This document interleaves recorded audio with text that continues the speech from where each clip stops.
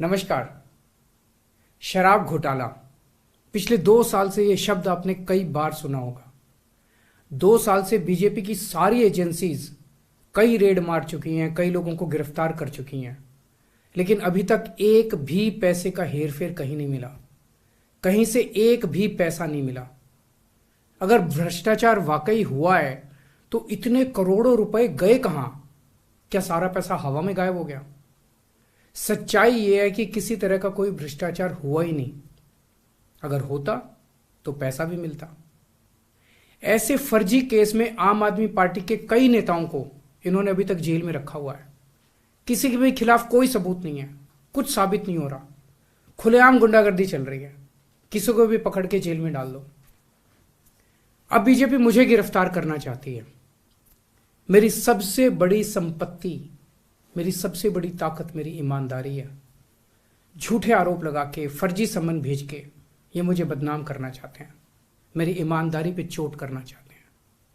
इन्होंने मुझे सम्मन भेजे हैं। मेरे वकीलों ने मुझे बताया कि ये सम्मन गैर कानूनी है।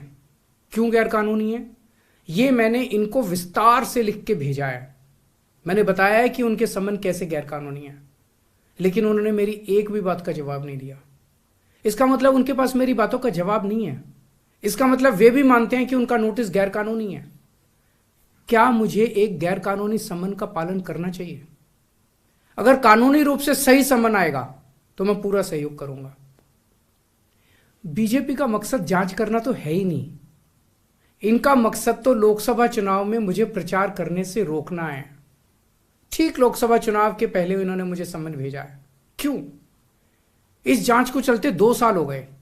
अभी ठीक लोकसभा चुनाव के पहले मुझे क्यों बुलाया जा रहा है? पहले क्यों नहीं बुलाया? सीबीआई ने मेरे को 8 महीने पहले बुलाया था। मैं सीबीआई में गया था, उनके सारे जवाब भी दिए थे। लेकिन अब ये लोग ठीक लोकसभा चुनाव के 2 महीने पहले मुझे बुला रहे हैं। तो बीजेपी का मकसद कोई पूछताछ करना थोड़ी है। इनका मकसद है पूछताछ के बहाने केजरीवाल को बुला लो और उसे गिरफ्तार कर लो, ताकि मैं लोकसभा चुनाव में प्रचार ना कर पाऊं। आज बीजेपी भ्रष्टाचारियों को नहीं पकड़ रही, बल्कि खुलेआम ईडी और सीबीआई का इस्तेमाल करके दूसरी पार्टियों के नेताओं को तोड़ के बीजेपी में शामिल करवाने का काम किया जा रहा है।